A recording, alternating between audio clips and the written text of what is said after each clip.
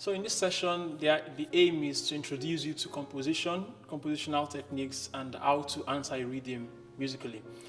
So the workbook gives you, for instance, 2 bars of a rhythm and asks you to write an answering rhythm to it. So I'll be showing you how to do this and how you can develop your compositional skills moving forward from here. So here we'll be looking at how to compose an answering rhythm. Now, like I mentioned earlier, the purpose for this section, I believe, is to introduce you to composition and also make sure you have a proper understanding of how rhythm works. So in the workbook, it is written here, in the grade 1 exam, you will have to compose a 2-bar rhythm. It will have this simple rule. So it's just you composing 2-bar rhythm, a 2-bar rhythm. That is simple. And there are some guidelines you need to follow if you wish to get 10 out of 10 for that question, really. The first one, you'll be given a 2-bar rhythm to follow on from. So in other words, the question would already have the first 2 bars filled. So what you need to do is to answer the next 2 bars. You understand that? You would have been given, I'll show you an example very soon. You'll be given 2 bars, then your task will be to answer that rhythm, right? So it will start on the first beat of the bar. So the one you'll be given would always start on the first beat of the bar. It will always start on the first beat of the bar. It will use one of the time signatures you already know, so there won't be any surprises actually.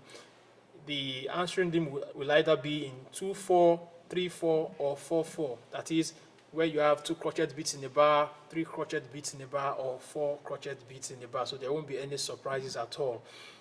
Then you will not need to write a melody, right? Only a rhythm. Now, what this means is you don't need to write the music on a stave. You just need to write it on a single line. What the exam body is looking out for is your ability to write a rhythm, to compose a rhythm. So that is what is required from you. You will not need to put in a clef or a key signature, just reinforcing that that earlier point. You will not need to put in any key signature. There is no need for any clef. All you need to do is just write a 2-bar answering rhythm. Next one, you would write your rhythm on one line of the stave, like this. So even when you are given a staff, right, all you need to do is to write your music on one line. It can be on your 3rd line, on your 2nd line, on your 1st line, but here the example given is written on the 3rd line. So if you are given a staff, for instance, for this session of the exam, I would advise you write it on the 3rd line, but any other place is actually okay. What the examiner is concerned about is the rhythm, not the music. Remember, you are not writing a melody, you are writing a rhythm. Okay, so you need to be careful about 2 different things actually. First, how to write the rhythm down. In other words, how to decide which notes should join or beam together and where to use ties and dots. You need to be careful about this. Look at the rules on the next page. On page 23, there are actually some sets guidelines actually that would help you in this session. Then number 2 thing you should be careful about is how to make the 2-bar rhythm interesting. You know, it is not enough for you to just, throw some notes onto the page and expect to have the full marks. It is very good to have music, a rhythm that is interesting. Your rhythm should be interesting, and you can get guidelines on page 24 to 25. On pages 24 and 25, there are guidelines there to help you. So I would encourage you to actually go through this session that says writing down a rhythm. You know, it actually helps you, it gives you instruction as to when to join your notes together, when not to join your notes together, when to beam your notes together, and when not to beam your notes together. So I encourage you to carefully read this session, writing down a rhythm. Okay, now let's quickly touch 1 or 2 examples from exercise 1. Now look at this. It says rewrite these bars, right? Rewrite these bars so that they still sound the same. Rewrite these bars so that they still sound the same. Make any necessary corrections in the use of beams, ties, and dots. Make any necessary corrections in the use of beams, ties, and dots. Look at the first example given. Now you have a quiver, and a crotchet. Now what do we need to do to make this still sound the same, but still different at the same time? So we need to make this neater. Like we said earlier, when we considered joining notes together, look at this. These two notes have been beamed together, right? So instead of having the two quavers separately, now you have them beamed together. You have them beamed together. So this music is still the same as this. If you had to play this, it will sound exactly as this. If you had to sing this, it will sound exactly as this. So it's still the same music, but all you've done is to make some corrections in the with the beaming, how the notes is written down. So look at this one. So we have 4 different quavers. So what do you do in this situation? So do you feel this separately, or do you just beam them together? Now, if you look at this example, I won't tell you that. I want you to actually try this out. Look at this example, read it carefully. You would get your direction. Now, look at this also, 3, 4. Do you beam these together? The 6 quavers, do you beam them together, or do you leave them the way they are?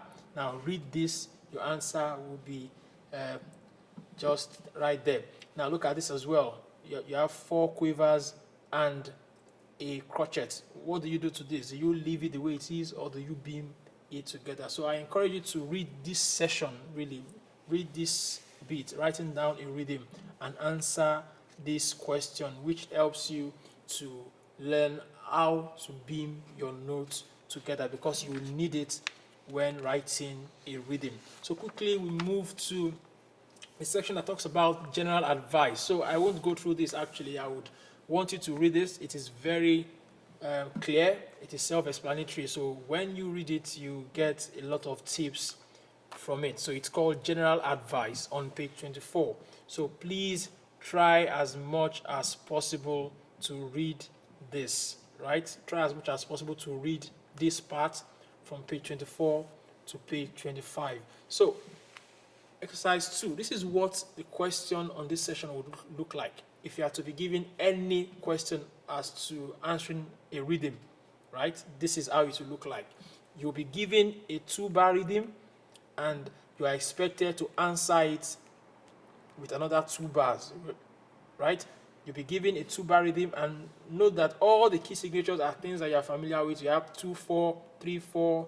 If you check on the next page, you see an example of 4-4. So it's actually key signatures that you already know about. So look at the example given. You have this, right? Then this is the answer.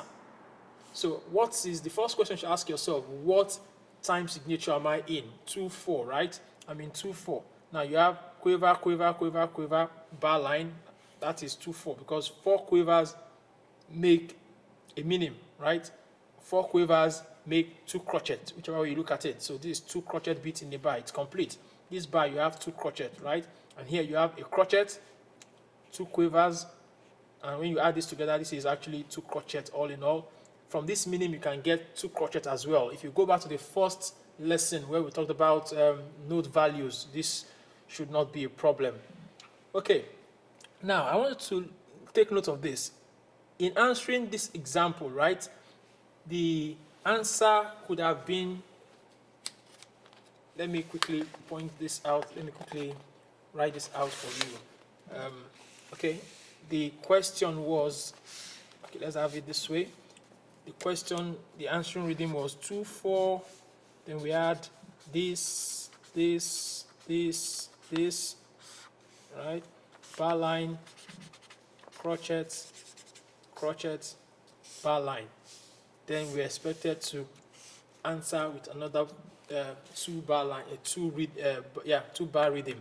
Now, this is 2 crotchet beats in a bar, right? If I want to go the lazy route, I could have just come here and put in 2 crochets, and that's 2 crochets.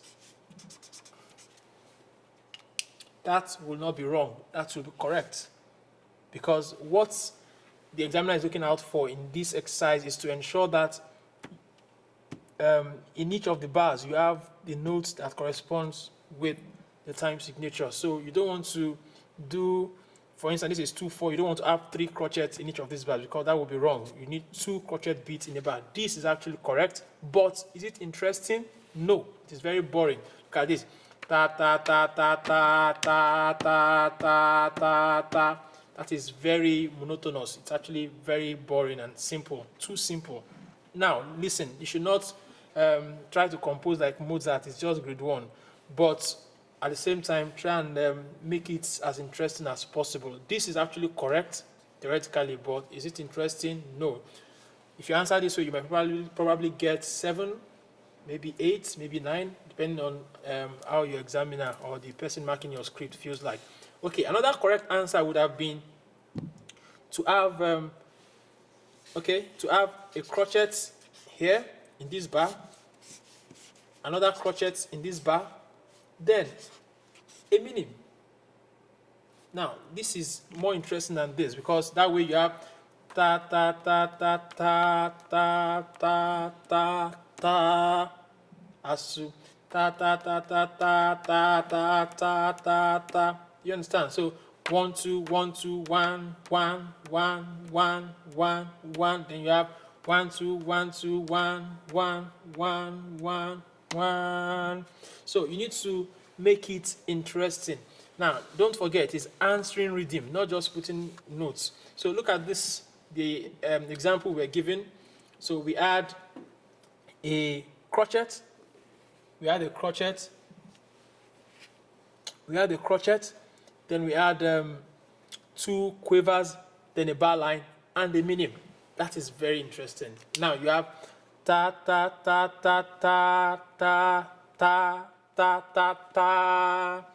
Beautiful. That is very interesting. Now this person has not just written a very simple music, but he has also used a variety of notes. Here you have quaver, you have a crotchet, you have beamed quavers, then you have a minim. So it's like using a variety of notes. It's not just adding quaver. So there are different ways to this, and there is no.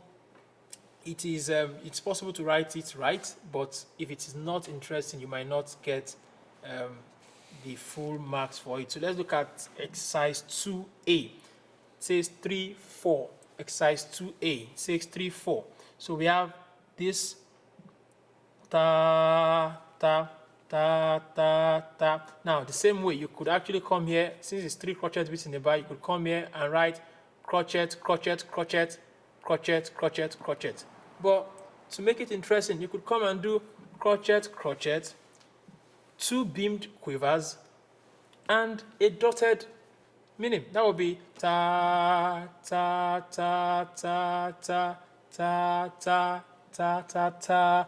Or you have a beamed 2 beamed semi-quavers, crotchet, and a dotted minim. So that way you have this. You have this.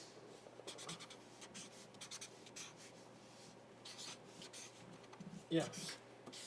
So that way you have ta ta ta ta ta ta ta ta ta ta. So there are different ways to it, but just make sure you are creative and you keep it simple. So as you continue to practice with these exercises, you'll get better definitely. But don't write any difficult piece. Keep it as simple as possible and be creative as well. God bless you in Jesus' name. Amen.